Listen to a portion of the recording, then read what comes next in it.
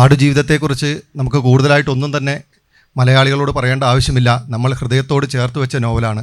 ഈ നോവലിൻ്റെ സിനിമാ യാത്രയാണ് നമ്മളിവിടെ കേൾക്കാൻ പോകുന്നത്. എഴുത്തുകാരിൽ നിന്ന് നമുക്ക് തുടങ്ങാം.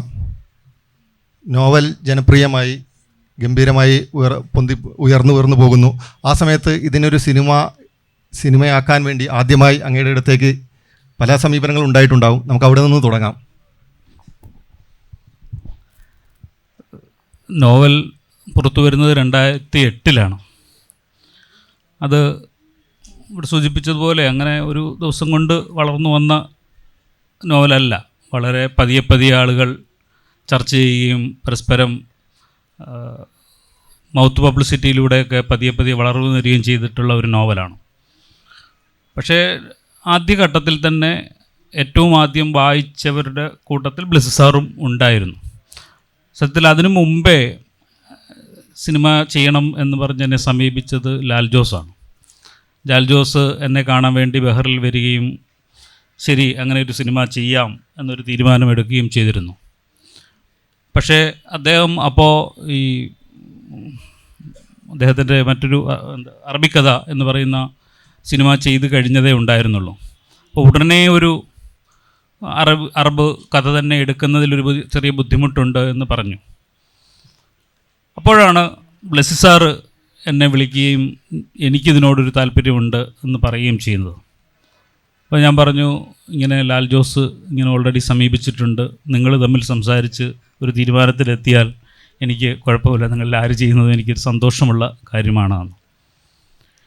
അങ്ങനെ അവർ തമ്മിൽ സംസാരിച്ചു. ലാൽ ജോസ് പറഞ്ഞു, ബ്ലെസ്സി ചെയ്യുന്നെങ്കിൽ അത് കൂടുതൽ നന്നായിരിക്കും, എന്നേക്കാൾ നന്നായി ആ വിഷയത്തെ സമീപിക്കാൻ കഴിവുള്ള ഡയറക്ടറാണ് എൻ്റെ സഹോദരനായ ബ്ലെസ്സി, അതുകൊണ്ട് തീർച്ചയായിട്ടും അദ്ദേഹം ചെയ്യട്ടെ എന്ന് തീരുമാനിക്കുക. അപ്പോഴും തീർച്ചയായിട്ടും ചില സന്ദേഹങ്ങൾ, ഇത് സിനിമയാക്കണോ എന്താണ് എന്നൊക്കെ ഉണ്ടെങ്കിൽ പോലും ആദ്യമായി ഞങ്ങൾ തമ്മിൽ സംസാരിച്ച നിമിഷം തന്നെ എനിക്ക് മനസ്സിലായി, ബ്ലെസ്സി എന്ന് പറയുന്ന വായനക്കാരൻ, ബ്ലെസ്സി എന്ന് പറയുന്ന സംവിധായകൻ എത്രത്തോളം ആഴത്തിൽ ആ പുസ്തകത്തെ ഉൾക്കൊണ്ടിട്ടുണ്ട് എന്ന്. അതിലെ ഓരോ ദൃശ്യങ്ങളെക്കുറിച്ചും അതിൻ്റെ ദൃശ്യസാധ്യതകളെക്കുറിച്ചും 2009 ഞങ്ങൾ സംസാരിക്കുമ്പോൾ തന്നെ അദ്ദേഹത്തിൻ്റെ മനസ്സിൽ വിഷ്വലൈസ് ചെയ്യുകയും അത് എന്നോട് കൺവേ ചെയ്യാൻ തയ്യാറാവുകയും ചെയ്തപ്പോൾ തന്നെ ഞാൻ തീരുമാനിച്ചു, ഇദ്ദേഹം തന്നെയാണ് ആ സിനിമ ചെയ്യേണ്ട ആൾ. അത്രത്തോളം ആ പുസ്തകത്തെ ഉള്ളിൽ വഹിക്കുന്ന ഒരാളാണ്. അത്രയധികം തീഷ്ണതയോടുകൂടി വെറുതെ ഒരു സിനിമ ചെയ്യാം, ഒരു കഥ കിട്ടിയെന്നാൽ പിന്നെ ഒരു സിനിമ പെട്ടെന്ന് ചെയ്തേക്കാം എന്ന ആശയോടുകൂടി വന്ന ഒരാളല്ല.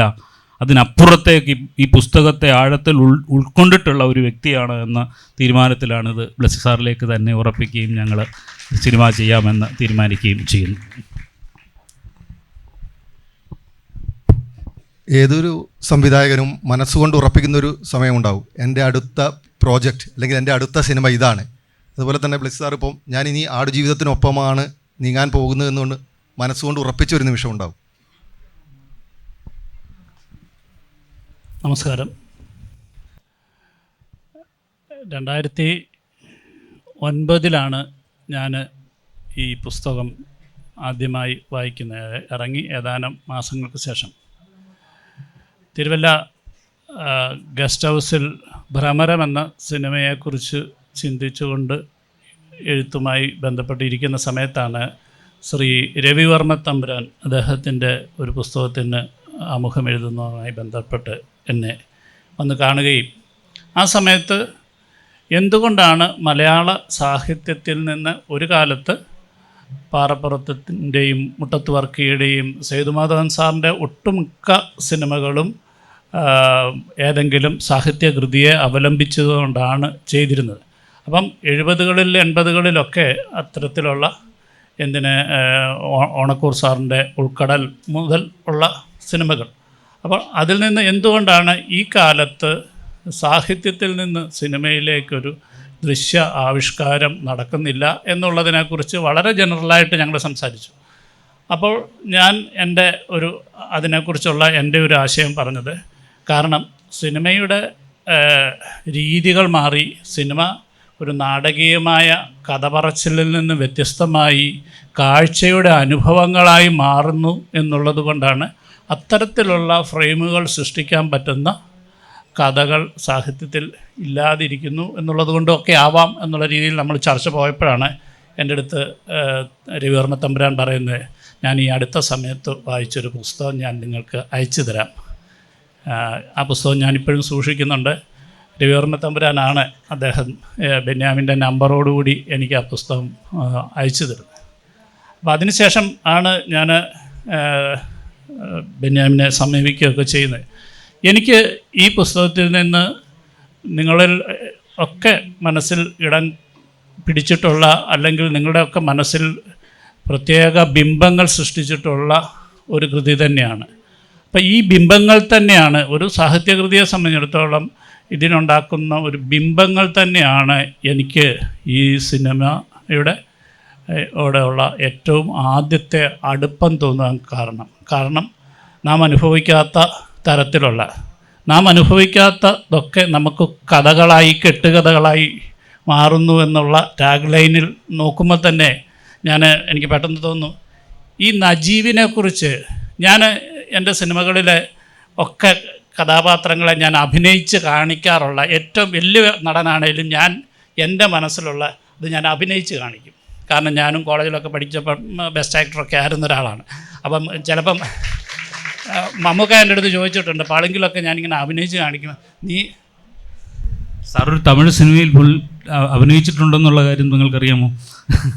അധികം പേർക്ക് അറിയാൻ വയ്യാത്തൊരു സാധനം. സുബ്രഹ്മണ്യത്തിന് ശേഷം ശശികുമാറിൻ്റെ ഈശൻ എന്ന സിനിമയിലെ ഈശൻ എന്ന കഥാപാത്രത്തിൻ്റെ അച്ഛനായിട്ട് ഞാൻ അഭിനയിക്കുകയുണ്ടായി വർഷങ്ങൾക്ക് മുമ്പ്. പിന്നെ നമുക്ക് പറ്റിയ പണിയല്ല എന്ന് എനിക്ക് അന്നേരം തന്നെ തോന്നിയുകൊണ്ട് ഞാൻ നിർത്തി. അതല്ല, അതിനേക്കാൾ മെച്ചമായ രീതിയിൽ ഞാനൊരു ജോലി ചെയ്യുന്നുണ്ട്. അപ്പം അങ്ങനെയാണല്ലോ, നമ്മുടെ ജോലി എപ്പോഴും കൃത്യമാകുക എന്നുള്ളതാണ്. അതുകൊണ്ട് ചെയ്തില്ല എന്ന് മാത്രമേ ഉള്ളൂ. അപ്പം ഇത് ഞാൻ ഈ മമ്മൂക്കായടുത്തൊക്കെ ആലോചിച്ച് വയ്ക്കും, മമ്മൂക്കായൊക്കെ അഭിനയിച്ച് കാണിക്കുക എന്ന് പറഞ്ഞാൽ എന്തൊരു പോഴത്തരാന്ന് വിചാരിക്കും. നീ എന്തായി കാണിക്കും, ഞാനങ്ങ് ചെയ്തുകൂടെ എന്നൊക്കെ ചോദിക്കുമ്പോൾ ഞാൻ എൻ്റെ ഉള്ളിലുള്ള എനിക്കൊന്ന് ഛർദ്ദിക്കണ്ടേ, എനിക്ക് ക്യാമറയുടെ മുന്നിൽ അഭിനയിക്കാൻ പറ്റില്ലല്ലോ. അപ്പം ഞാനിങ്ങനെയാണ് എൻ്റെ, കാരണം ഒരു അസിസ്റ്റൻറ്റ് ഡയറക്ടറായിട്ട് വന്ന ഒരാൾ ഒരു സ്ക്രീൻ പ്ലേ എഴുതുമ്പോൾ അതിനൊരു ചെറിയ ഈ സാങ്കേതികത്വം അറിയാതെ കയറി വരും. എന്നെ സംബന്ധിച്ചിടത്തോളം ഞാൻ ഇത്തരം ഒരു വേദി ആയതുകൊണ്ടാണ് ഞാൻ ഇങ്ങനെ സംസാരിക്കുന്നത് കേട്ടോ. കാരണം ഇതിനെ കുറച്ചുകൂടെ സീരിയസ് ആയിട്ട് സ്ക്രീൻ പ്ലേയും ഒക്കെ സമീപിക്കുന്ന ആൾക്കാരായതുകൊണ്ട്. അപ്പം നമുക്ക് എങ്ങനെയാണ് ടെക്നിക്കലി ആ കാര്യങ്ങളൊക്കെ കൊണ്ടുവരാൻ പറ്റുന്നത് എന്നുള്ളതിനെക്കുറിച്ച് ഈ എഴുത്തിൻ്റെ ഘട്ടത്തെങ്കിൽ തോന്നും. പക്ഷേ ഇതെന്നേരം നമ്മൾ ഡെലിവറി ചെയ്തില്ലെങ്കിൽ പിന്നെ എൻ്റെ മനസ്സിൽ തന്നെ ആ മോനച്ചനെയോ അല്ലെന്നുണ്ടെങ്കിൽ മാധവനും ഒക്കെ അങ്ങനെ അങ്ങ് നിൽക്കും. അദ്ദേഹം ചെയ്യുമ്പോൾ വേറൊന്നായിരിക്കും. പക്ഷെങ്കിൽ നമ്മുടെ ഒരു ആശ്വാസം ഉണ്ടല്ലോ, ഞാൻ പറഞ്ഞത് എഴുതി അല്ലെങ്കിൽ മമ്മൂട്ടിയെ പോലെ വലിയൊരു നടൻ്റെ അടുത്ത് ഞാൻ കാണിച്ചു എന്ന്. അപ്പോൾ അത്തരത്തിലുള്ളൊരു സ്വഭാവം സാധാരണ എല്ലാ സിനിമകളിലും, ഞാൻ ഇതിനു മുമ്പ് ചെയ്തിട്ടുള്ള എല്ലാ സിനിമകളിലും, ലാലേട്ടൻ്റെ സിനിമകളിലും ഒക്കെയാണ്. ലാലേട്ടൻ ഞാൻ പലപ്പോഴും എഴുതി വെക്കും.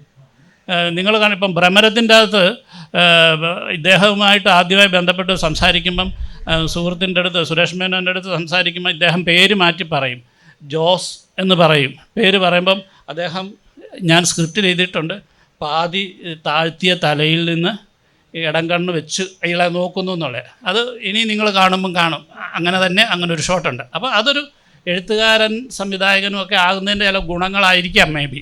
അപ്പം പക്ഷെങ്കിൽ ഈ സിനിമയെ സംബന്ധിച്ചിടത്തോളം നാം അനുഭവിക്കാത്ത, ഞാൻ ഒരിക്കലും കണ്ടിട്ടില്ലാത്ത പുസ്തകത്തിലൂടെ ബെന്യാമിൻ പറഞ്ഞിട്ടുള്ള ഈ ഷുക്കൂർ എന്ന് പറയുന്ന നജീബിനെ അദ്ദേഹമായിട്ട് സംസാരിച്ചിട്ടുള്ള, അപ്പം ഓരോ നിമിഷങ്ങളിലൂടെ ഈ കഥാപാത്രങ്ങൾ പോകുമ്പോൾ അത്രയധികം കോംപ്ലിക്കേറ്റഡാണ്. നമുക്ക് ഇപ്പം 2 മാസം നമ്മൾ ഐസൊലേറ്റഡായ സമയത്തെക്കുറിച്ച് അറിയാം. നമുക്ക് ഇപ്പോഴുള്ള ഒരു സ്വാതന്ത്ര്യമോ ഇപ്പോഴുള്ളൊരു മാനസികാവസ്ഥയൊന്നുമില്ല. അപ്പോൾ അതിൽ നിന്ന് വ്യത്യസ്തമായ ഒരു തലത്തിലൂടെ നമ്മൾ ചെല്ലുമ്പം, നമ്മൾ വായിക്കുമ്പോഴോ എഴുതുമ്പോഴോ ഒക്കെ ഉള്ളത്, ആ ഷൂട്ടിംഗ് സ്പോട്ടിൽ ചെല്ലുമ്പം ഇതിൻ്റെ ഒരു ആംബിയൻസ് നമ്മളോട് സംസാരിക്കുന്ന ഒരുപാട് കാര്യങ്ങളുണ്ട്. അപ്പം നമുക്കറിയാത്ത കാര്യമാണ് ഈ നജീബിലൂടെ ഉണ്ടായിക്കൊണ്ടിരിക്കുന്നത്. അപ്പോൾ ഇത്തരത്തിലുള്ള വലിയൊരു ചലഞ്ചെന്ന് പറയുന്ന ഈ സിനിമ ഏറ്റെടുക്കുന്നുണ്ട്. അപ്പം ഒരു സിനിമയും മറ്റൊരു സിനിമയുടെ ഭാഗമാവരുത്, തുടർച്ചയാവരുത് എന്നുള്ളൊരാഗ്രഹം കൊണ്ട് തന്നെയാണ്.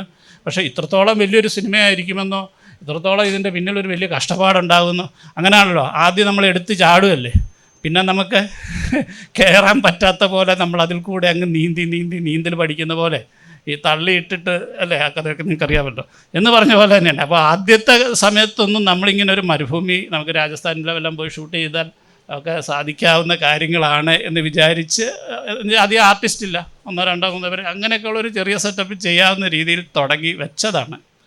അതിപ്പോൾ എത്രയധികം വളരാൻ സാധിച്ചു എന്ന് പറയുന്നതിന് കുറേ വർഷങ്ങളെടുത്തു എന്ന് മാത്രം.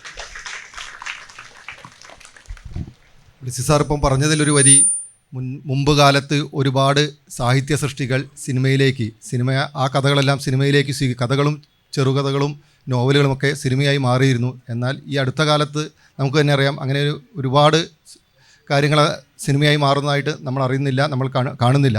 അതിനൊരു ഉത്തരം ശരിക്കും ഒരു എഴുത്തുകാരനോട് തന്നെ നമുക്ക് ചോദിക്കാം. അതിന് സാഹിത്യപരമായ കാരണങ്ങളുണ്ട് എന്നാണ് ഞാൻ കരുതുന്നത്. അത് ആധുനികതയുടെ കാലമായപ്പോഴേക്കും അതിന് ശേഷവും ഈ ചലച്ചിത്രവൽക്കരിക്കാൻ കഴിയാത്ത നോവലുകളാണ് യഥാർത്ഥ നോവലുകൾ എന്ന് പറയുന്ന ഒരു ചിന്താപദ്ധതി ലോകത്തിലെമ്പാടും പടർന്നു പിടിച്ചു കഴിഞ്ഞിട്ടുണ്ടായിരുന്നു. ഇപ്പോഴും അത് വളരെ ശക്തമായി സാഹിത്യ ലോകത്ത് നിൽക്കുന്ന ഒന്നാണ്. നിങ്ങൾ ശക്തമായ സാഹിത്യമാണ് എഴുതുന്നത് എങ്കിൽ അത് നിങ്ങൾക്ക് സിനിമയ്ക്ക് വിട്ടുകൊടുക്കാൻ പറ്റുന്നതല്ല, ചിത്രീകരിക്കാൻ പറ്റുന്നതല്ല. അത് ആശയങ്ങളിലൂടെ മാത്രം അല്ലെങ്കിൽ വാക്കുകളിലൂടെ മാത്രം നിങ്ങളുടെ ഉള്ളിലേക്ക് എത്തേണ്ടതാണ് എന്ന് പറയുന്ന ഒരാശയം അത് ആധുനികയുടെ കാലത്ത് വളരെ ശക്തമായിട്ടുണ്ടായിരുന്നു. അതേ കാലത്ത് തന്നെ അതിന് വിരുദ്ധമായ നോവലുകൾ ഉണ്ടായിട്ടുണ്ട്. ഇപ്പോൾ ഖസാക്കിൻ്റെ ഇതിഹാസം ആധുനികയുടെ കാലത്തെ ഏറ്റവും ശക്തമായ കൃതിയാണ് എങ്കിൽ പോലും അതിനകത്തൊരു വലിയ ദൃശ്യപരതയുണ്ട് എന്നാണ് ഞാൻ കരുതുന്നത്. മയ്യഴിപ്പുഴയുടെ തീരങ്ങൾ ആധുനികയുടെ കാലത്തെ ഒരു വലിയ നോവലാണെങ്കിലും അതിനകത്തും ഒരു സിനിമയ്ക്കുള്ള സാധ്യതയുണ്ട്. അപ്പോൾ രണ്ടും അക്കാലത്ത് ഉണ്ടായിട്ടുണ്ട്. പക്ഷേ അങ്ങനെ ഒരു ചിന്താപദ്ധതി വന്നതോടുകൂടിയാണ് യഥാർത്ഥത്തിൽ സാഹിത്യത്തിൽ നിന്ന് സിനിമ അകന്നു പോവുകയും അതിനൊന്നും സാധ്യതയില്ല എന്ന് ഒരു തീരുമാനത്തിലേക്ക് പോവുകയും പിന്നെ സിനിമയ്ക്കുള്ളിൽ തന്നെ ഇപ്പോൾ നിങ്ങൾ 90-കൾക്ക് ശേഷമുള്ള സിനിമ നോക്കിക്കഴിഞ്ഞാൽ ഗൗരവമുള്ള പ്രമേയങ്ങളിൽ നിന്ന് അകന്നുപോയി മറ്റു ചില വിഷയങ്ങളിലേക്ക് പോവുകയും മലയാള സിനിമയുടെ ഏറ്റവും മോശം കാലഘട്ടങ്ങളിലാണ് 90-കളെന്ന് വിചാരിക്കുന്ന ഒരാളാണ്. 70-കളിലും 80-കളിലുമൊക്കെ പത്മരാജൻ്റെയൊക്കെ കാലത്തിന് ശേഷം പിന്നെ കുറേ കാലത്തേക്ക് മലയാള സിനിമയ്ക്ക് ഒരു വലിയ ഡിക്ലൈൻ ഉണ്ടായി എന്ന് വിചാരിക്കുന്നത് അത് സാഹിത്യത്തിൽ നിന്ന് അകന്നു പോയത് കൊണ്ടുണ്ടായതാണ് എന്നാണ്. ഇപ്പോൾ പുതിയ കാലത്തിൽ വീണ്ടും സാഹിത്യത്തിനോട് അടുത്തു വരുന്നു, സിനിമ എഴുത്തുകാരായി മാറുന്നു, അതിന് കൂടുതൽ ബന്ധമുണ്ടാവുന്നു, കൂടുതൽ അത്തരം സിനിമകൾക്ക് കാഴ്ചക്കാരെ കിട്ടുന്നു. ഈ ആർട്ട് ഫിലിം എന്ന് പറയുന്ന ഉപേക്ഷിച്ച് കളയുന്ന ഒരു ഇടം പൂർണ്ണമായും ഇല്ലാതായിക്കൊണ്ട് എല്ലാവർക്കും എല്ലാം ആസ്വദിക്കാൻ കഴിയാവുന്ന ഒരു വലിയ കാഴ്ച സമൂഹം ഇവിടെ പരുവപ്പെട്ടിട്ടുണ്ട്. അത് വളരെ പ്രധാനപ്പെട്ട കാര്യമാണെന്നുള്ളത്. ഒരു കാലത്ത് ഞങ്ങളുടെയൊക്കെ ചെറുപ്പകാലത്ത് ആർട്ട് പടം എന്ന് പറഞ്ഞാൽ കാണാൻ കൊള്ളാത്ത ഉച്ചപ്പടം എന്ന തലത്തിലായിരുന്നു അതിനെ കാണുന്നത്. അതിൽ നിന്നും വ്യത്യസ്തമായി ചെറുപ്പക്കാർ എല്ലാ പടങ്ങളും കണ്ട് ആസ്വദിക്കാൻ തക്ക വിധമുള്ള ഒരു വലിയ കാഴ്ച സമൂഹം ഇവിടെ പരുവപ്പെട്ടിട്ടുണ്ട്. ഇതെല്ലാം കൂടെ ചേർന്നിട്ടാണ് ഈ ഒരു ഇടയ്ക്ക് വെച്ചുള്ളായിരുന്ന ആ മാറ്റത്തിൽ നിന്ന് പുതിയ വീണ്ടും സാഹിത്യത്തിലേക്ക് വരുന്നതെന്ന് എനിക്ക് തോന്നുകയാണ്. സാറോട് ഇനി ഒരു ചോദ്യം ചോദിക്കാനുള്ളത്, അത് എൻ്റെ മാത്രം ചോദ്യമായിരിക്കില്ല, ഇവിടെ എല്ലാവർക്കും ഉള്ളിലുള്ള ഒരു കാര്യം തന്നെയാണ്. നമ്മളെല്ലാവരിലും നമ്മൾ ആടുജീവിതം വായിച്ചു, അതിലെ കഥാപാത്രങ്ങളെക്കുറിച്ച് നമുക്കറിയാം, കഥാസന്ദർഭങ്ങൾ നമുക്കറിയാം, ഒരു പരിധിവരെ ഇത് എവിടെയാണ് അവസാനിക്കുന്നതെന്നും നമുക്കറിയാം. ഇങ്ങനെ പ്രേക്ഷകർക്കെല്ലാം അറിയുന്ന ഒരു കഥ സാറിൻ്റെ കയ്യൊപ്പോടുകൂടി ഒരു സിനിമയായി തിയേറ്ററിൽ എത്തുക എന്ന് പറയുന്നത്, ഇങ്ങനെയുള്ളൊരു കഥ സിനിമയാക്കി അവതരിപ്പിക്കുക എന്ന് പറയുന്നതിന് പിന്നിൽ വലിയൊരു വെല്ലുവിളിയില്ലേ? ആ മറുപടിക്ക് മുമ്പായിട്ട് ബെന്യാൻ പറഞ്ഞതിൻ്റെ ഒരു ചെറിയ കാര്യം കൂടെ സൂചിപ്പിക്കാനായിരിക്കും. ഈ സിനിമയുടെ ഒരു സ്പീഡ് ഭയങ്കരമായി സാഹിത്യത്തിനെ സംബന്ധിച്ചിടത്തോളം നമുക്ക് നമ്മളുടെ തനിച്ചുള്ള ഏകാന്തതയിൽ നമ്മൾ മാത്രമാകുന്നതിലുള്ള വായനയ്ക്ക് ഈ പറഞ്ഞതിൻ്റെ തൊട്ട് ഉണ്ടാകുന്ന സ്പീഡ് എന്ന് പറയുന്നതും സിനിമയെ സംബന്ധിച്ചിടത്തോളം ഉദാഹരണത്തിന് ഞാൻ പറയുകയാണെങ്കിൽ 43 അധ്യായങ്ങളിലാണ് നിങ്ങൾ ആടുജീവിതം വായിച്ചിട്ടുള്ളത്. ഈ 43 അധ്യായവും അതേ രീതിയിൽ ഞാൻ ചിത്രീകരിച്ച് വയ്ക്കണമെന്നുണ്ടെങ്കിൽ ഒരു 3-4 സിനിമയുടെ ദൈർഘ്യം ഉണ്ടാകും. അപ്പം ഈ പറഞ്ഞ പോലെയുള്ള കുറേ കാര്യങ്ങൾ ഈ സിനിമയ്ക്കുണ്ടായിട്ടുള്ള വേഗത എന്ന് പറയുന്നത്, നേരത്തെ ഉണ്ടായിരുന്ന ഈ പറഞ്ഞ ആർട്ട് സിനിമകൾ എന്ന് പറയുന്നത് നമുക്ക് ഒരു ദൃശ്യത്തിനെ അങ്ങനെ കണ്ടുകൊണ്ടിരിക്കാൻ പറ്റാത്ത തരത്തിലുള്ള നമ്മുടെ ടോളറൻസ്, ഒരു സഹിഷ്ണുത എന്ന് പറയുന്നത് മൊത്തമായ ജീവിതത്തിലുണ്ടായ മാറ്റങ്ങൾ കൊണ്ടും ആണ്. രണ്ടാമത് പ്രജേഷ് ചോദിച്ചതിൽ നിന്ന് ആടുജീവിതം എല്ലാവരും വായിച്ചതാണ്, പക്ഷേ ആടുജീവിതം എന്ന നോവലിനെ 43 അധ്യായങ്ങളിൽ ഉള്ള ഈ നോവലിനെ ഡോക്യുമെൻ്റ് ചെയ്ത് വെക്കുക എന്നുള്ള ജോലിയല്ല ഞാൻ ചെയ്തിരിക്കുന്നത്. കാരണം അത് ആ സിനിമയിലേക്ക് കാണുമ്പോൾ അതൊരു സിനിമയാണ്, നോവലല്ല, സിനിമയാണ്. അപ്പോൾ സിനിമയുടെ സാധ്യതകൾ തേടിയിട്ടാണ് ഞാൻ ഈ കഥയിലേക്ക് എത്തുന്നത്. ഇതിനു മുമ്പുണ്ടായിരുന്ന എനിക്ക് എൻ്റെ രണ്ടാമത്തെ ചിത്രമായ ഓർമ്മ എന്ന കഥയെ തന്മാത്ര ആക്കി മാറ്റുകയായിരുന്നു. പത്മനാഭൻ സാറിൻ്റെ ഓർമ്മ എന്ന ചെറുകഥയാണ്. അപ്പം ഞാൻ ആ ചെറുകഥയിൽ നിന്ന് ഉൾക്കൊണ്ട് ഞാൻ സ്ക്രീൻ പ്ലേ ചെയ്തപ്പോൾ ഞാൻ അനന്തപത്മനാഭനെയും ചേച്ചിയെയും ഒക്കെ ഞാനിത് വായിച്ച് കേൾപ്പിച്ചു. അപ്പോൾ അവർ പറഞ്ഞത് ഇതിനെ ഒരു ഇൻഡിപെൻഡൻ്റായിട്ട് ഇതിനൊരു കഥയുണ്ട്, അപ്പം കഥ എന്നുള്ള രീതിയിൽ വേണ്ട, ഒരു ഇൻസ്പിറേഷൻ എന്നുള്ള രീതിയിൽ ഇതിനെ കണ്ടാൽ മതിയെന്ന്. പക്ഷേ ആടുജീവിതത്തിന് അതിനും വളരെ വ്യത്യസ്തമായിട്ടാണ്. ആടുജീവിതത്തിൽ നിന്ന് തന്നെയാണ് ഇതിൻ്റെ എല്ലാ ഘടനയും എടുത്തിട്ടുള്ളത്. പക്ഷെങ്കിൽ സിനിമയുടെ സാധ്യതകൾ പുസ്തകത്തിൽ ഉള്ളതിനേക്കാൾ ചിലയിടങ്ങളിൽ കൂടുതലും ചില ഇടങ്ങളിൽ പരിമിതപ്പെടുത്തുവാനും ഒക്കെ ആയിട്ടുള്ള രീതി, എന്നുവെച്ചാൽ പറയേണ്ടതും പറയേണ്ടാത്തതുമായിട്ടുള്ള ഒരുപാട് എഡിറ്റിങ്. ഇവൻ ഞാൻ ഷൂട്ട് ചെയ്തത് തന്നെ എനിക്ക് തോന്നുന്നു, ഷൂട്ട് ചെയ്തതിൽ എഴുതി വെച്ചതിൽ നിന്ന് തന്നെ ഒരുപാട് കാര്യങ്ങൾ ഞാൻ എഡിറ്റ് ചെയ്തിട്ടാണ് പിന്നീട് ഈ പല പല ഘട്ടങ്ങളായിട്ട് ഷൂട്ട് ചെയ്തപ്പോൾ അതിന് സമയം കിട്ടുന്നത്. എന്ന് വെച്ചാൽ നമുക്ക് ഈ ലെങ്ത് ഒരു സിനിമയുടെ ലെങ്തിൽ ഒതുക്കാൻ പറ്റാത്ത പോലെ പോകുന്നു. ഷൂട്ട് ചെയ്ത് എഡിറ്റ് ചെയ്തത് തന്നെ എനിക്ക് തോന്നുന്നു ഒരു 3.5 മണിക്കൂറോളം സിനിമയുണ്ടായിരുന്നു. വീണ്ടും എഡിറ്റ് ചെയ്താണ്. എന്ന് വെച്ചാൽ ഒരു 3.5 മണിക്കൂർ നിങ്ങൾ കാണാൻ തയ്യാറായ പോലും തിയേറ്ററുകാർ സമ്മതിക്കത്തില്ല. കാരണം അവർക്ക് 2 ഷോ അല്ലെങ്കിൽ 3-4 ഷോ നടത്തുന്നതിന് പകരം 2 ഷോയോ 3 ഷോയോ നടത്താൻ പറ്റത്തുള്ളൂ. അപ്പോൾ ഇത് നമ്മുടെ ഒരു പരിമിതികളാണ്. അപ്പം അത്തരത്തിലാണ് ഈ സിനിമയുടെ ഒരു നിർമ്മാണം, പ്രൊഡക്ഷൻ നടന്നിട്ടുള്ളത്.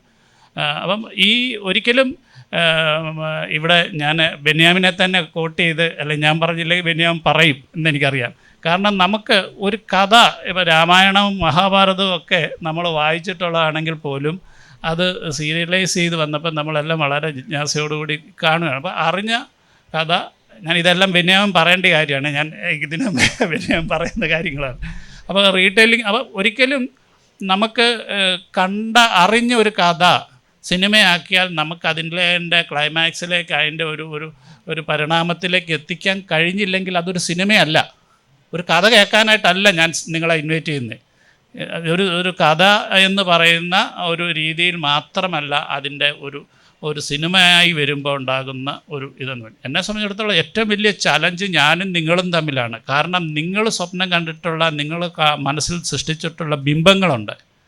ആ ബിംബങ്ങളെ ഒന്നുകിൽ ഞാൻ സാറ്റിസ്ഫൈ ചെയ്യണം, അതല്ലെന്നുണ്ടെങ്കിൽ അതിന് മുകളിലേക്ക് ഞാൻ സഞ്ചരിക്കണം. ആ സഞ്ചാരത്തിൻ്റെ ഭാഗമായിട്ടാണ് ഞാനിനിയും ഈ ഭൂപടത്തിലെ ഒരു ഡെസേർട്ടും കാണാനില്ല എന്നുള്ളത് തന്നെയാണ്. എൻ്റെ അടുത്ത് വരുന്നൊരു വീഡിയോയിൽ അത് കാണാൻ പറ്റും. തിരക്കഥയിലെ ചർച്ചകളെക്കുറിച്ച് സംസാരിക്കാം. ഈ സിനിമയുടെ തിരക്കഥ പൂർണ്ണമായും എഴുതിയത് ബ്ലെസ്സി സാർ തന്നെയാണ്. അത് തുടക്കത്തിൽ തന്നെ അത് തീരുമാനിച്ചിരുന്നു, എന്താണ്, ഞാൻ പോയി അങ്ങനെ ഒരു പാതകം ഒരു കാലത്തും ചെയ്യുകയില്ല എന്ന്. കാരണം പലരും എന്നോട് ചോദിക്കാറുണ്ട് എന്തുകൊണ്ടാണ് തിരക്കഥ എഴുതാത്തത് എന്ന്. ഞാൻ പറയുന്ന ഒരു കാര്യം, രണ്ടും എഴുത്തല്ലേ എന്നാണ് എല്ലാവരും ചോദിക്കുന്നത്. വളരെ എളുപ്പമുള്ള കാര്യമല്ലേ. ഞാൻ പറയുന്ന കാര്യം എന്ന് വെച്ചാൽ, ഈ വോളിബോൾ കളിക്കുന്നവനോട് ബാസ്ക്കറ്റ് ബോൾ എന്താ കളിക്കാത്തതെന്ന് ചോദിക്കുന്നത് പോലെയാണ് നോവൽ എഴുതുന്നവനോട് തിരക്കഥ എഴുതാത്തത് എന്താന്ന്. രണ്ടും ബോളും മറ്റ് പരിപാടിയൊക്കെ ആണെങ്കിലും ഇതിൻ്റെയൊക്കെ റൂളും അതിൻ്റെ കോർട്ടും ഒക്കെ വേറെയാണ് എന്നുള്ളതാണ് യാഥാർത്ഥ്യം.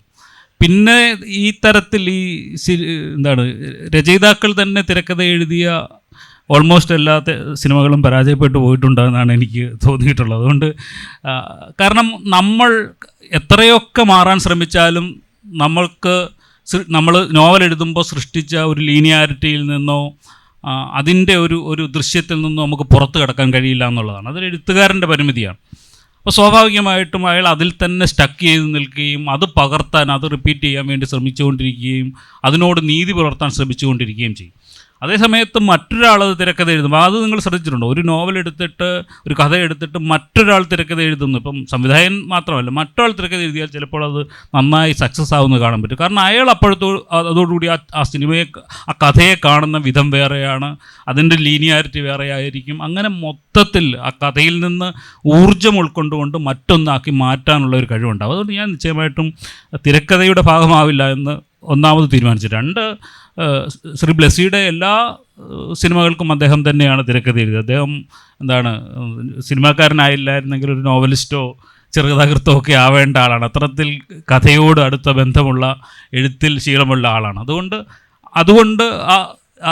എന്താണ് സംവിധാനത്തിൽ അതൊരു വലിയ സാധ്യതയാണ്. താൻ എഴുതുമ്പോൾ മനസ്സിൽ കണ്ടതിനെയൊക്കെ ചിത്രീകരിക്കാനുള്ള ഒരു വലിയ സാധ്യതയുണ്ട്. പക്ഷേ തിരക്കഥ എഴുതി കഴിഞ്ഞപ്പോൾ സാറ് ഓരോ നിമിഷവും എന്നെ കാണിക്കുകയും ഞങ്ങൾ തമ്മിൽ ചർച്ച ചെയ്യുകയും ചില സീനുകളുടെ സീക്വൻസിനെ സംബന്ധിച്ച് ഞങ്ങൾ തമ്മിൽ അങ്ങോട്ടും ഇങ്ങോട്ടും ചർച്ച ചെയ്യുകയും ഞാൻ പറഞ്ഞ സജഷൻസ് അദ്ദേഹം അംഗീകരിക്കുകയും എന്തുകൊണ്ട് ചില സീനുകൾ ചിലപ്പം കുറേ കൂടെ നേരത്തെ വരേണ്ടതുണ്ട് എന്നൊക്കെ പറയുകയൊക്കെ ചെയ്യുന്ന വളരെ ക്രിയേറ്റീവായ ഡിസ്കഷൻ ഞങ്ങൾക്കിടയിൽ ഉണ്ടാവുകയും പിന്നെ ഈവൻ ലൊക്കേഷനിൽ വെച്ച് പോലും ഞങ്ങൾ ഉണ്ടായിരുന്നല്ലോ ഒന്നിച്ച്. അപ്പോൾ ആ നിമിഷം പോലും സാറാണെങ്കിൽ ലൊക്കേഷനിൽ വെച്ച് തന്നെ ഇത് അവസാനം എല്ലാ തിരക്കഥയും എന്താണ് സെറ്റ് ചെയ്തതിന് ശേഷവും ലൊക്കേഷനിൽ ചെല്ലുന്നതിൻ്റെ തലേ ദിവസം അത് തിരുത്തി എഴുതുന്ന ആളാണ്.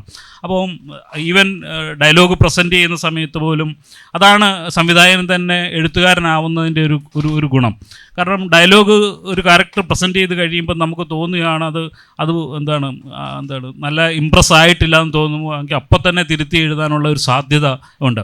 അത്തരത്തിൽ അപ്പോൾ അങ്ങനെ തിരുത്തി എഴുതുമ്പം ഈ ഡയലോഗ് ഇങ്ങനെ മതിയോ എന്ന് എന്നോട് ചോദിക്കുന്നു, ഞാൻ അല്ലെങ്കിൽ ഒരു വാക്ക് സജസ്റ്റ് ചെയ്യുന്നു, അല്ലെങ്കിൽ ഒരു വേറെ ഇത് ചെയ്യുന്നു. അങ്ങനെ പൂർണ്ണമായും ഉള്ള ഒരു സഹകരണം ഞങ്ങൾക്കിടയിൽ ഉണ്ടായിട്ടുണ്ട് എന്നുള്ളതാണ്. അപ്പം സംവിധായകൻ തന്നെ തിരക്കഥ എഴുതുന്നതിൻ്റെ ഒരു വലിയ ഗുണം ആ സിനിമയ്ക്ക് ഉണ്ടാവുമെന്ന് തന്നെയാണ് ഞാൻ കരുതുന്നത്. ഈ സിനിമയിലേക്ക് നമ്മെ അടുപ്പിക്കുന്ന മറ്റൊരു പ്രധാന ഘടകം AR റഹ്മാൻ്റെ സംഗീതമാണ്.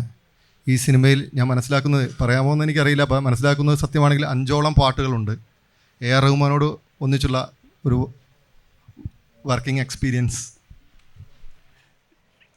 ഈ സിനിമയെക്കുറിച്ച് ഈ നോവൽ സിനിമയാക്കാനായിട്ട് ചിന്തിച്ചപ്പോൾ ആദ്യമേ തന്നെ മനസ്സിൽ വന്നത് റഹ്മാൻ്റെ ഒരു സംഗീതം ഉണ്ടാവണമെന്നാണ്. കാരണം ഒരു അറേബ്യൻ മരുഭൂമിയുടെ മായി ബന്ധപ്പെട്ടിട്ടുണ്ടാകുന്ന ഒരുപാട് സാധ്യതകൾ സംഗീതത്തിന് ഉണ്ടാകുന്ന ഒരു സിനിമ കൂടിയാണ്. അപ്പോൾ ഒരുപാട് ആ കാലത്ത് 2017 ഞാൻ അദ്ദേഹവുമായിട്ട് ഈ കോൺട്രാക്റ്റ് സൈൻ ചെയ്യുന്നത്. സിനിമ 2018 ഞാൻ ഷൂട്ട് ചെയ്യുന്നത്, 2017. അപ്പം പല രീതിയിലാണ് അദ്ദേഹം ഈ സിനിമയെക്കുറിച്ച് ഈ നോവലിനെക്കുറിച്ച് മനസ്സിലാക്കിയിരുന്നു.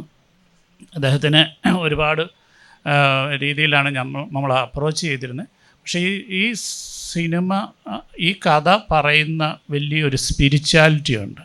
ജീവിതത്തിൻ്റെ ഈ അവസാന ശ്വാസം വരെയും നമുക്ക് ജീവിക്കുവാനായിട്ടുള്ള നമ്മുടെ ഒരു വലിയ കരുത്ത് തരുന്ന അദ്ദേഹത്തിൻ്റെ ഇനി നിങ്ങൾ കാണാൻ പോകുന്ന പിന്നീടുണ്ടാകുന്ന ഇൻ്റർവ്യൂവിലൊക്കെ അത് പറഞ്ഞിട്ടുണ്ട്. കാരണം ഇപ്പോഴത്തെ കാലഘട്ടത്തിൽ ഏതെങ്കിലും ഒരു ചെറിയ പ്രശ്നങ്ങൾ വരുമ്പോഴത്തേക്ക് നമ്മൾ ഉടനെ ഒരു സൂയിസൈഡ് ചെയ്യുക, അല്ലെന്നുണ്ടെങ്കിൽ ജീവിത നിരാശയിലേക്ക് പോവുക, ഡിപ്രഷനിലേക്ക് പോവുക എന്നൊക്കെ പറയുന്ന ഒരു സമയത്ത് 3-3.5 വർഷക്കാലം മനുഷ്യൻ ഒരു വല്ലാത്ത സാഹചര്യത്തിൽ ജീവിച്ചിട്ട് അയാൾക്ക് ജീവിതത്തിലേക്ക് മടങ്ങി വരുവാനായിട്ടുള്ള വലിയൊരു കൊതി, ആർത്തി, എനിക്കൊന്ന് അതുതന്നെയാണ്. ആ ആർത്തിയും കൊതിയുമാണ് അദ്ദേഹത്തിനെ ഈ സിനിമയിലേക്കും ഞങ്ങളിലേക്കും അടുപ്പിച്ചത് എന്ന് വേണമെങ്കിൽ പറയാം. അപ്പം അത്തരത്തിലാണ് ഈ സിനിമയെ അദ്ദേഹം സമീപിക്കുന്നത്. അപ്പം ഞാൻ തുടക്കത്തിൽ ഒരു പാട്ടുമായിട്ടാണ് ഇവിടെ ബ്രിജേഷ് പറഞ്ഞു കഴിഞ്ഞു. ഇനിയിപ്പോൾ അതിൻ്റെ അകത്ത് ഇനി അടുത്ത സമയങ്ങളിൽ ഇതിൻ്റെ മ്യൂസിക് ലോഞ്ചൊക്കെ വരാൻ പോകുന്നതുകൊണ്ട് ഇനി വലിയൊരു സസ്പെൻസൊന്നും, അല്ലെങ്കിൽ തന്നെ ഈ സിനിമയുടെ ഒരു ചെറിയൊരു ഗതികേടുണ്ട്. ഞാൻ പറയുന്നതിന് മുമ്പേ ആരെങ്കിലും പറഞ്ഞു കഴിഞ്ഞു. ഞാനൊരു ട്രെയിലർ ഇറക്കാൻ ഉദ്ദേശിക്കുമ്പോഴത്തേക്ക് തന്നെ ഇത് എവിടുന്നെങ്കിലും കയ്യിൽ നിന്ന് ട്രെയിലർ പോയിരിക്കും. അത് 1 വർഷം മുമ്പ്. പിന്നെ നമുക്ക് നമ്മുടേതായിട്ട് ചെയ്യാൻ പറ്റാത്ത ഒരു ബുദ്ധിമുട്ടുകളൊക്കെ ഉണ്ട്. എന്നാൽ പോലും ജനങ്ങൾ അത് നല്ല രീതിയിൽ സ്വീകരിക്കുകയും നല്ല റെസ്പോൺസ് കിട്ടുകയും ചെയ്യുന്നത് കൊണ്ട് ഒരു ഭാഗ്യമായിട്ട് കരുതുകയാണ്. അപ്പോൾ അതുകൊണ്ട് പാട്ട് എത്ര ഉണ്ടെന്നുള്ളതും മാതൃഭൂമിയുടെ മുന്നിൽ വന്ന് പറഞ്ഞു കഴിഞ്ഞു. അപ്പം നിങ്ങൾ വിചാരിക്കും ഇതൊരു മ്യൂസിക്കൽ സിനിമയാണെന്ന്. അങ്ങനെയല്ല. ഞാൻ ഒരു പാട്ട് മാത്രമേ ഈ തിരക്കഥയുടെ ഘട്ടത്തിൽ കഥ പറയുവാനായിട്ട്, ചില ബന്ധങ്ങൾ പറയുവാനായിട്ടൊക്കെ ആലോചിച്ചിരുന്നുള്ളൂ. പക്ഷെങ്കിൽ പിന്നീട് അദ്ദേഹവുമായിട്ടുള്ള എപ്പോഴും അങ്ങനെയാണല്ലോ, ഒരു അസോസിയേഷനിൽ അദ്ദേഹം എൻ്റെ അടുത്ത് ഒരു സോങ് എന്നെ കേൾപ്പിച്ചു. ഇത് ഞാൻ ലണ്ടനിൽ റെക്കോർഡ് ചെയ്തതാണ്. വളരെ ഇൻ്റർനാഷണൽ സിംഗറായ സന മൂസ പലസ്തീനിയൻ സിംഗറാണ്. അവർ പലസ്തീനിലുള്ള അവർ ഇപ്പം എനിക്കൊന്ന് ഗസയിലാണെന്ന് തോന്നുന്നു. അവരുടെ ഒരു പാട്ടാണ്. അന്ന് നമുക്കിതൊന്നും അത്ര വിഷയമായിരുന്നില്ല, പൊളിറ്റിക്കലി അല്ലല്ലോ. അപ്പോൾ ഈ പാട്ടൊന്ന് കേട്ട് നോക്ക്. ഒരു ബെദുവൻ മ്യൂസിക്കാണ്, എവിടെയെങ്കിലും ചെയ്യാൻ പറ്റുന്നതാണോ എന്ന് നോക്കുക. അപ്പം എനിക്കത് ഭയങ്കരമായി എനിക്ക് വർക്കായി. എനിക്ക് എങ്ങനെയാണെന്ന് അറിയത്തില്ല, പക്ഷേ എനിക്ക് അതിനുള്ളൊരു സിറ്റുവേഷനൊന്നും തോന്നിയില്ല. പിന്നീട് ഒരു ഘട്ടത്തിൽ ഈ നേരത്തെ പ്രജേഷ് പറഞ്ഞിട്ട് എഴുത്തിൽ നിന്നും ഒക്കെയും സിനിമ ഷൂട്ട് ചെയ്യുന്ന ഇടങ്ങളിൽ മാറിക്കൊണ്ടിരിക്കും. കാരണം നമുക്കറിയാവുന്ന ഇതിൻ്റെ ഒരു ഡെസേർട്ട് ക്രോസിംഗ് ഉണ്ട്. ഈ ക്രോസിംഗ് എന്നൊക്കെ പറയുന്നത് ഞാനിപ്പോൾ പറയുന്നില്ല, കാരണം ഇതൊക്കെ നിങ്ങൾ സിനിമ കണ്ടിട്ട് ഞാൻ പറയുന്ന ഒരു വേദി പറയുമ്പം കുറച്ചുകൂടെ ഭംഗിയുണ്ടാകും. കാരണം നിങ്ങൾക്കും കുറച്ചുകൂടെ മനസ്സിലാക്കാൻ പറ്റും. ഈ പറഞ്ഞതിൻ്റെ തൊട്ട് അതിൻ്റെ ഒരു രഹസ്യ സ്വഭാവവും നിൽക്കും. അങ്ങനെ പാട്ടുകളുടെ രീതിയിൽ എനിക്കൊന്ന് പ്രദേശം ഒരു ഘട്ടത്തിൽ എനിക്ക് ഒരു പാട്ട് വേണമായിരുന്നു. ഒരു അറബ് സോങ് ആണ് വേണ്ടിയിരുന്നത്. അപ്പോൾ അദ്ദേഹത്തിൻ്റെ അടുത്ത് ഞാൻ ഇങ്ങനെ സിറ്റുവേഷനൊക്കെ പറഞ്ഞു. പക്ഷെ അദ്ദേഹം എനിക്ക് അയച്ചു തന്ന സോങ്ങിൻ്റെ താളത്തിനൊരു കുറച്ചും കൂടെ ഒരു ഹാപ്പിനെസ്സോ അല്ലെങ്കിൽ ഒരു ഇച്ചിലൂടെ ഒരു ടെമ്പോ കൂടുതലായിട്ടൊക്കെ എനിക്ക് തോന്നി. അപ്പം ഞാൻ കൊച്ചിയിലുള്ളപ്പോഴാണ് എനിക്കിതല്ല വേണ്ടിയത് എന്നുള്ള രീതിയിൽ ഞാൻ അദ്ദേഹത്തിനോട് പറഞ്ഞു, ഈ ഒരു മനുഷ്യൻ ഒരു ഗർത്തത്തിലേക്ക്, ഒരു ഇരുട്ടറയിലേക്ക്, വലിയൊരു കുഴിയിലേക്ക് വീഴുമ്പോൾ നിലവിളിക്കുന്ന ഈശ്വരനെ അള്ളാ എന്ന് പറഞ്ഞ് വിളിക്കുന്ന ഒരു അവസാനത്തെ ഒരു പിടിവള്ളി പോലെ, ഒരു അലർച്ച പോലെ ഒരു പാട്ട് എനിക്ക് വേണമെന്ന് പറഞ്ഞു.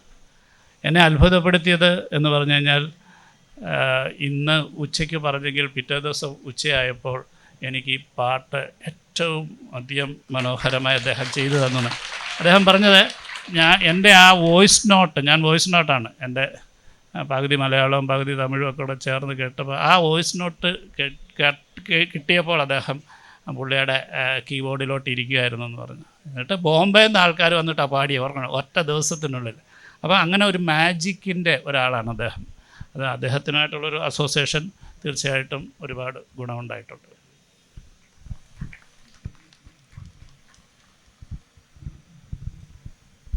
ചോദ്യങ്ങളിലേക്ക് കടക്കാം.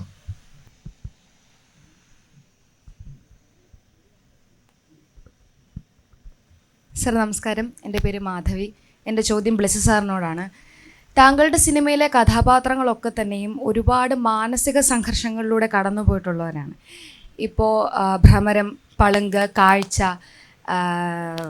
തന്മാത്ര, പിന്നെ ഇപ്പോൾ വന്നു നിൽക്കുന്ന ആടുജീവിതം പോലും കഥാപാത്രങ്ങളുടെ മാനസിക സംഘർഷങ്ങളിലൂടെ ധാരാളം യാത്ര ചെയ്യുന്നതാണ്.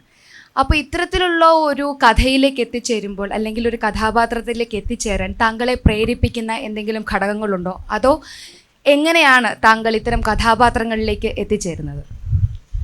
എനിക്ക് ഇതിനൊരു വലിയ മറുപടിയില്ല. പക്ഷേ എനിക്ക് പറയാൻ പറ്റുന്ന ഇത്തരം സംഘർഷത്തിലൂടെ ഒരുപാട് സഞ്ചരിച്ചൊരു മനുഷ്യനാണ് ഞാൻ. വളരെ ചെറിയ പ്രായം തൊട്ടേ, ഒരു കുഞ്ഞു പ്രായം തൊട്ടേ. അപ്പം ചിലപ്പോൾ അതുകൊണ്ട് തന്നെ ജീവിതത്തിൻ്റെ ഒരു അനുഭവങ്ങളായിരിക്കാം എനിക്ക് അത്തരം സാധിച്ചത്. അതിനേക്കാൾ ഉപരിയായിട്ട് ഞാൻ സിനിമ ചെയ്തതിന് ശേഷം നമ്മൾ വളരെ ജാടയിൽ വർത്താനം പറയുമല്ലോ എന്നുവെച്ചാൽ സിനിമ ഞാൻ പറയും തിയേറ്ററിൽ ഉപേക്ഷിക്കപ്പെടുന്നതായിരിക്കരുത് എൻ്റെ സിനിമ. കാരണം നിങ്ങളോടൊപ്പം വീട്ടിലും കൊണ്ടുപോകണം ഇതിൻ്റെ ചിന്തകളെന്നുള്ള. അപ്പം അത്തരം ചില വാശികളായിരിക്കാം ഇത്തരം കഥാപാത്രങ്ങളെ തേടി എത്തുന്നത് എന്നുള്ളത്. ഇതെല്ലാം ചുമ്മാ ജാടയ്ക്ക് പറയുന്ന ആൾക്കാർ കേട്ടോ. നമസ്കാരം സാർ. 2004 കാഴ്ച പുറത്തിറങ്ങുന്നത്. കറക്റ്റ് 20 വർഷങ്ങൾക്ക് ശേഷം 2024 ഏപ്രിലാണ് ആടുജീവിതം ഇറങ്ങാൻ പോകുന്നത്. ഇത് പ്ലാൻ ചെയ്ത് 2024 ഇറക്കണം എന്ന് വിചാരിച്ച് ഇറക്കിയതാണോ അതോ കോയിൻസിഡൻ്റലി വന്നതാണോ? അതുപോലെ 20 വർഷത്തെ പിന്നേക്ക് നോക്കുമ്പോൾ എന്താണ് തോന്നുന്നത് സിനിമാ ജീവിതത്തിൽ? ഈ ഒരു 20 വർഷം പ്ലാനിങ് ഉള്ള ഒരു സംവിധായകനാണെങ്കിൽ ഇതെൻ്റെ 8ാമത്തെ സിനിമയായിട്ടുള്ളൂ. ഈ എല്ലാ വിരലിലും എണ്ണാൻ പോയിട്ടുള്ള സിനിമ ആയിട്ടില്ല. ഇതെൻ്റെ 8ാമത്തെ സിനിമയാണ്. അപ്പം ഇത് അങ്ങനെ ഒരു പ്ലാനിങ് ഒന്നുമല്ല. ഒരു സിനിമ ഇത്ര സിനിമ ചെയ്തോളാം എന്നുള്ളതല്ല, സിനിമ ഉപേക്ഷിക്കപ്പെടുന്നതായിരിക്കരുത്, സിനിമ സംസാരിക്കണം എന്നുള്ളതാണ്. അതുകൊണ്ട് തന്നെയാണ് സിനിമയെ ഒരു തൊഴിലെന്നുള്ളതിനേക്കാൾ ഉപരിയായിട്ട് അതിനെ ഒരു കലാരൂപം എന്നുള്ള രീതിയിലും അത്തരത്തിൽ നമ്മളെ അറിയുന്നതിനേക്കാൾ കൂടുതൽ സിനിമ അറിയണം എന്നാഗ്രഹിക്കുന്നുണ്ട്. ഹലോ സർ, ബ്രസി സാറോടാണ്. ഈ ഒരുപാട് തവണ പല രീതിയിൽ പല ഭാവത്തിലും പല വികാരത്തിലൊക്കെ വായിച്ച ബുക്കാണ് ആടുജീവിതം. അപ്പോൾ ഈ ആടുജീവിതം വായിക്കുമ്പോൾ ഓരോ വായനക്കാരൻ്റെ മനസ്സിലും ഒരു കഥാപാത്രം, ഒരു രൂപം കൊള്ളും, ഒരു ശരീരഭാഷ രൂപം കൊള്ളും. അപ്പോൾ അത്തരം ശരീരഭാഷയോട് ചേർന്ന് നിൽക്കാൻ അങ്ങ് സെലക്ട് ചെയ്ത് പൃഥ്വിരാജാണ് എന്ന് അറിയുന്നു. അപ്പോൾ ആ നടനിലേക്ക് എത്താനും അങ്ങനെ ഒരു തീരുമാനം കൈക്കൊള്ളാൻ എന്തെങ്കിലും കാരണമുണ്ടോ, അല്ലെങ്കിൽ എങ്ങനെയാണ് പൃഥ്വിരാജിലേക്ക് ആ കഥാപാത്രം എത്തിച്ചേർന്നത്? ഈ സിനിമയെ സംബന്ധിച്ചിടത്തോളം ഒരു സാധാരണ ഒരു ആക്ടറിനേക്കാൾ, ഒരു ആക്ടർ എന്നുള്ളതിനേക്കാൾ ഉപരി ഒരുപാട് ഡെഡിക്കേഷനുള്ള ഒരു ആക്ടറിനെയാണ് ഇതിന് ആവശ്യം. കാരണം ഈ സിനിമ കോവിഡ് കൊണ്ട് മാത്രമല്ല ഇത് ഇത്രയും നീണ്ടുപോയത്. ഞങ്ങൾക്ക് ഈ സിനിമയുടെ ഓരോ ഘട്ടത്തിനും ഓരോരോ ഷെഡ്യൂളാണ്. ജോർദാനിൽ തന്നെ 3 പ്രാവശ്യം പോയി ഷൂട്ട് ചെയ്യണമെന്ന് നേരത്തെ തന്നെ തീരുമാനിച്ചിരുന്നതാണ്. പക്ഷേങ്കിൽ അതിൻ്റെ ഇത്രയും ദൈർഘ്യം ഉണ്ടായിരുന്നില്ലെന്ന് മാത്രമേ ഉള്ളൂ. അത് ഇടയ്ക്ക് ദൈർഘ്യം കൊണ്ട് 1-2 വർഷങ്ങൾ പോയി എന്നുള്ളതല്ലാതെ ഇതിൻ്റെ ഓരോ ഷെഡ്യൂൾസും അങ്ങനെ തന്നെയായിരുന്നു. കാരണം ഇദ്ദേഹത്തിനുണ്ടാകുന്ന ട്രാൻസ്ഫോർമേഷൻസ് നേരത്തെ പ്ലാൻ ചെയ്താണ്, അതല്ലാതെ ആക്സിഡൻ്റലി സംഭവിച്ചല്ല. അപ്പോൾ ഈ ഒരു ഡെഡിക്കേഷനാണ് ഒരു കഥ, ഈ ഒരു ക്യാരക്ടർ ചെയ്യാനായിട്ട് ഉള്ള ഒരു നടനിൽ നിന്ന് എനിക്കാവശ്യം. പിന്നെ പൊതുവിൽ ഞാനിന്ന് ബ്രിജേഷിൻ്റെ അടുത്ത് പറയാമായിരുന്നു, പൊതുവിൽ എൻ്റെ ഒരു, ഞാൻ പറഞ്ഞല്ലോ ഈ നാടകമൊക്കെ അഭിനയിച്ച് നടന്നൊക്കെ വന്നുകൊണ്ട് ഈ അഭിനയം ഒത്തിരി മനസ്സിലുള്ളത് കൊണ്ടായിരിക്കാം ഞാൻ എൻ്റെ ആദ്യ സിനിമ മുതൽ ഞാൻ 18 വർഷക്കാലം അസിസ്റ്റൻറ്റ് ഡയറക്ടറായിട്ടാണ് സിനിമ ചെയ്യുന്നത്. അപ്പോൾ അതിൻ്റെ ഒരു എക്സ്പീരിയൻസ് കൊണ്ട് കൂടെ ആയിരിക്കാം കാഴ്ച ചെയ്യുവാനായിട്ട് മമ്മൂക്കായുടെ ഡേറ്റുമായിട്ട് അങ്ങനെ ഒരു പ്രോജക്റ്റ് വന്നപ്പം ഞാൻ ആദ്യം ചെയ്തത് മമ്മൂക്കായുടെ ആ കാലത്ത് ഇറങ്ങിയ സിനിമകളെല്ലാം കാണുമായിരുന്നു. കാരണം ഇദ്ദേഹത്തിൻ്റെ പൊതുവായിട്ടുള്ള പൊതു രീതി എന്താണെന്ന് മനസ്സിലാക്കുകയും ആ രീതി ഒഴിവാക്കുവാൻ ശ്രമിക്കുകയാണ് ചെയ്തത്. അതേ കാര്യം തന്നെയാണ് പൃഥ്വിരാജിലും ഞാൻ സംഭവിച്ചിട്ടുള്ളത്. കാരണം ഞാൻ ഇപ്പോഴും ഓർക്കുകയാണ്, പൃഥ്വിരാജിൻ്റെ അടുത്ത് ഞാൻ പറഞ്ഞിട്ടുണ്ട്, പൃഥ്വിരാജ് വളരെ കോൺഫിഡൻ്റ് ഉള്ളൊരു നടനാണ്, ഒരു കോൺഫിഡൻസ് ഉള്ളൊരു നടനാണ്. കാരണം വളരെ എല്ലാ കാര്യങ്ങളെക്കുറിച്ചും നന്നായിട്ട് അറിയുക, ജ്ഞാനം, അറിവ്, സിനിമയെക്കുറിച്ച് എല്ലാത്തിനെക്കുറിച്ചും വളരെ ബുദ്ധിപരമായി വളരെ ഉയർന്ന തലത്തിൽ നിൽക്കുന്നവർ. അദ്ദേഹത്തിന് അതുകൊണ്ട് തന്നെ വളരെ ഒരു സ്ട്രോങ് പേഴ്സണാലിറ്റി ഉള്ളൊരു മനുഷ്യനാണ്. അത് അദ്ദേഹത്തിൻ്റെ കണ്ണുകളിൽ അറിയുന്നത്. പക്ഷെ നജീബിന് ആ കോൺഫിഡൻസ് ഇല്ലാത്ത ആളാണ്. അപ്പം ഈ കണ്ണിൻ്റെ തിളക്കമാണ് എനിക്ക് നഷ്ടപ്പെടുത്തേണ്ടിയിരുന്നത് ആദ്യം. അപ്പം അവിടുന്നാണ് ഞാൻ തുടങ്ങുന്നത്. ബാക്കിയൊക്കെ നമുക്ക് സിനിമ കണ്ട് ഞാനിങ്ങനെ പറയുമ്പോൾ എനിക്ക് ഒരു വലിയൊരു ഈ റീകളക്ഷൻ മാതിരിയാണല്ലോ. പ്രത്യേകിച്ച് ഞാൻ ഈ സ്ക്രീനിൽ ഇത് കണ്ടപ്പോഴുമൊക്കെ നമുക്കിങ്ങനെ കഴിഞ്ഞ കുറേ വർഷങ്ങൾ കുറേ ഇതൊക്കെ കഴിഞ്ഞാണല്ലോ നമ്മളിവിടെ ഇരിക്കുന്നതെന്നൊക്കെ തോന്നുന്നു. എന്ന് പറഞ്ഞതിൻ്റെ വിട്ടാണ് ഒരു ആർട്ടിസ്റ്റിനെ നമുക്ക് അത്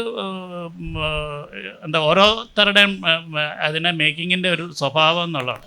അതുകൊണ്ടാണ് എനിക്ക് ഈ വലിയ നടന്മാരെയൊക്കെ എനിക്ക് നന്നായിട്ട് ഉപയോഗിക്കാൻ പറ്റുന്നത്. കാരണം ഞാനും അതിൽ കൂടെ സഞ്ചരിക്കാറുണ്ട്. അതെ അതെ അതെ അതെ അതെ സർ, ഇവിടെയാണ് ചോദ്യം. എനിക്ക് പറയാനുള്ളത് മറ്റേ ഈ കൊറോണ ഡേയ്സ് എന്ന് പറഞ്ഞ ഡോക്യുമെൻ്ററിയെ കുറിച്ചാണ്. ലൈക്ക് അത് ഭയങ്കര ഇൻട്രസ്റ്റിംഗ് ആയിട്ടാണ് നമുക്കത് ഫീൽ ചെയ്തത്. ബിക്കോസ് അതിനകത്ത് അവസാനം പറയുന്നുണ്ട് ജാതി മതഭേദമന്യേ എല്ലാവരും കൂടെ ഒന്നിച്ച് ഒരു സഹോദര തുല്യങ്ങളായി മാറി എന്ന് പറയുന്നുണ്ട്. അപ്പോൾ അത് ഭയങ്കര ഇമ്പ്രസീവ് ആയിരുന്നു. പിന്നെ ഈ ഇങ്ങനെ ഒരു പ്രൊഫഷണൽ ടീം ഇങ്ങനെ മാസങ്ങളോളം സ്റ്റക്കായവരടുത്ത് ഒരു ക്വാറന്റൈനിലാവുമ്പോൾ എനിക്കൊന്ന് ഈ ഒരു ഫിലിം യൂണിറ്റാണ് ഇത്രയും അധികം നല്ലതായിട്ട് പ്രൊഡക്റ്റീവായിട്ട് യൂസ് ചെയ്യാൻ പറ്റുന്നത്. ബിക്കോസ് ഇപ്പം നമ്മളല്ലാതെ വേറെ ഏത് പ്രൊഫഷൻ നോക്കിയാലും അങ്ങനെ ഒരു ഇത് കിട്ടില്ല. ഇപ്പോൾ ഇവിടെ തന്നെ നോക്കി കഴിഞ്ഞാൽ ഒരു ഫിസിക്കൽ ട്രെയിനറുണ്ട്, ആൾക്കാർക്ക് എക്സസൈസ് ചെയ്യണമെങ്കിൽ ഫിസിക്കൽ ട്രെയിനറുണ്ട്.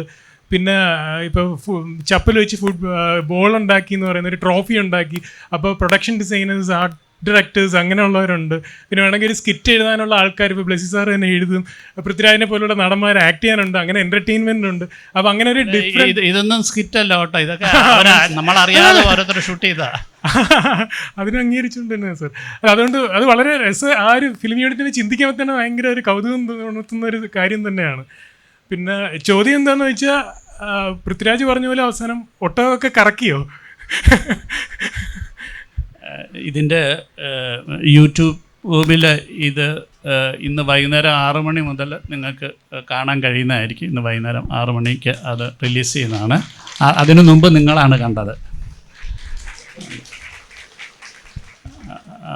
ഇത് ഒരു നിങ്ങൾ ശ്രദ്ധിച്ചാൽ അറിയാം, അതിൻ്റെ അകത്ത് ആർട്ട് ഡയറക്ടർ എത്ര മനോഹരമായിട്ടാണ് അതിൻ്റെ അകത്ത് ഈ നമ്മുടെ വിഷുക്കണി കൊന്നപ്പൂവ് ഉണ്ടാക്കിയിരുന്ന കണ്ടില്ലേ, വെറും തുണി വെച്ചിട്ടൊക്കെ ചെയ്തിട്ടുള്ളത്. അപ്പം അതിൻ്റെ കുറച്ച് ഫുട്ടേജ് ഉണ്ടായിരുന്നു. വെളുപ്പാങ്കാലത്ത് 12 മണി കഴിഞ്ഞിട്ട് ഒരു ഉരുളിക്കകത്ത് കൃഷ്ണഭഗവാന്റെ പടമൊക്കെ വരച്ച് വെച്ചിട്ട് തുണിയുമൊക്കെ ആയിട്ട്, എന്ന് വെച്ചാൽ നമുക്ക് ഇല്ലല്ലോ മാങ്ങ അങ്ങനെ ആരും ഇല്ലാത്തതുകൊണ്ട് ആപ്പിളും ഒക്കെ വെച്ചിട്ട് ഇങ്ങനെ ഓരോ മുറിയുടെ മുന്നിൽ ഈ കണി കാണുന്ന നേരം പാട്ടും ഒക്കെ വെച്ചിട്ട് എല്ലാവരും ഹൈഡ് ചെയ്തിട്ട്, പക്ഷേ അതൊന്നും ഷൂട്ട് ചെയ്ത് എനിക്കൊന്നും ഷൂട്ട് ചെയ്തിട്ടുണ്ടായിരുന്നില്ലായിരിക്കാം. അങ്ങനെയൊക്കെ ഒരു വളരെ കാരണം ഇതിൽ ഏറ്റവും മുഖ്യമായി നമുക്ക് പ്രയാസങ്ങളൊക്കെ ഉണ്ടാകും. എന്ന് വെച്ച് കഴിഞ്ഞാൽ ഇതിൽ എന്തുകൊണ്ട് നമ്മളിങ്ങനെ ഒരു ആക്ടിവിറ്റീസിലേക്ക് ചിന്തിച്ചു എന്ന് പറഞ്ഞാൽ, എൻ്റെ സ്റ്റഡി ക്യാമ്പ് ഓപ്പറേറ്റർ ഹൈദരാബാദിൽ നിന്നുള്ള ഒരാളാണ്. അദ്ദേഹത്തിന് ഒരു 2 വയസ്സുള്ളൊരു കുഞ്ഞാണുള്ളത്.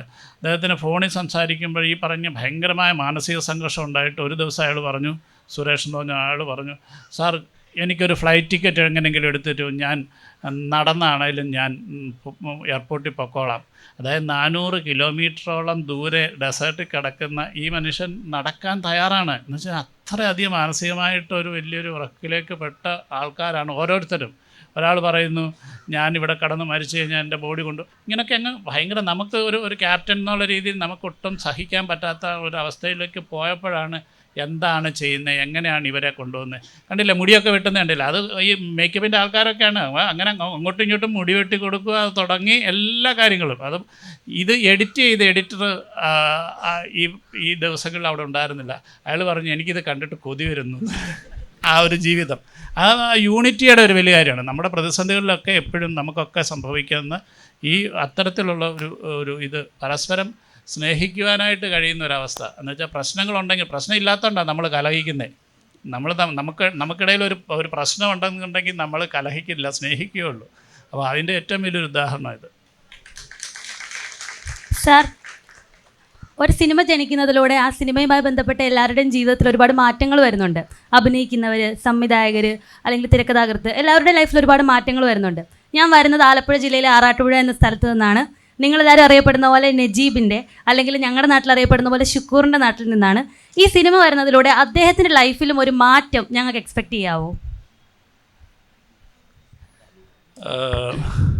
അദ്ദേഹത്തിന് നമ്മൾ എന്താ പറയുക, അദ്ദേഹത്തിന് ഞാൻ ഇതിനോട് മുമ്പായിട്ട് തന്നെ ഈ ചോദ്യങ്ങൾക്കൊക്കെ 1 വർഷങ്ങൾക്ക് മുമ്പ് തന്നെ അദ്ദേഹത്തിന് ഞാൻ എൻ്റെ നാട്ടിൽ ഞാൻ ഒരു ജോലി ഓഫർ ചെയ്തിരുന്നു. തിരുവല്ലയിൽ ഓഫർ ചെയ്തിട്ടുണ്ട്. പിന്നെ നമുക്ക് ചെയ്യാൻ പറ്റാവുന്ന രീതിയിലുള്ള സഹായങ്ങളൊക്കെ നമ്മൾ ചെയ്തുകൊണ്ട് ഇരിക്കുന്നുമുണ്ട്. അത് നമ്മൾ പബ്ലിക് പറയുന്നത് ശരിയായ കാര്യമല്ല. പക്ഷേ ആ ജോലി അദ്ദേഹം ഇതുവരെ സ്വീകരിച്ചിട്ടില്ല. അദ്ദേഹത്തിൻ്റെ മകനെ വിദേശത്ത് ഈ അടുത്ത 2 മാസം മുമ്പ് ഞാൻ ബെന്യാമിനാണ് അത് ചോദിച്ചത്. വിദേശത്ത് നമ്മുടെ സുഹൃത്തുക്കളുടെ ഇതിൽ അദ്ദേഹം അവിടെ ജോലി ഇല്ലാതെ ഇരിക്കുന്നു എന്ന് പറഞ്ഞിട്ട് നമ്മളെ ജോലി കൊടുക്കാൻ വിദേശത്ത് കൊണ്ടുപോയി ജോലി കൊടുക്കാൻ തയ്യാറായിരുന്നു. പക്ഷേ അദ്ദേഹം ഇപ്പം മസ്കറ്റിലെ മറ്റോ ജോലിക്ക് കയറി എന്ന് പറഞ്ഞതുകൊണ്ടാണ് അങ്ങനെ ഇതായിരിക്കുന്നത്. അപ്പോൾ അത്തരത്തിലുള്ള മാറ്റമാണ് ഉണ്ടാകുന്നത്. ഈ എൻ്റെ കാര്യം ആരും ചോദിച്ചില്ല. ഈ സിനിമയുടെ നിർമ്മാതാവും ഞാൻ തന്നെയാണ്. ഞാൻ എങ്ങനെ രക്ഷപ്പെടും, എന്നെ ആരും സഹായിക്കുമെന്ന് ആരും ചോദിച്ചില്ല.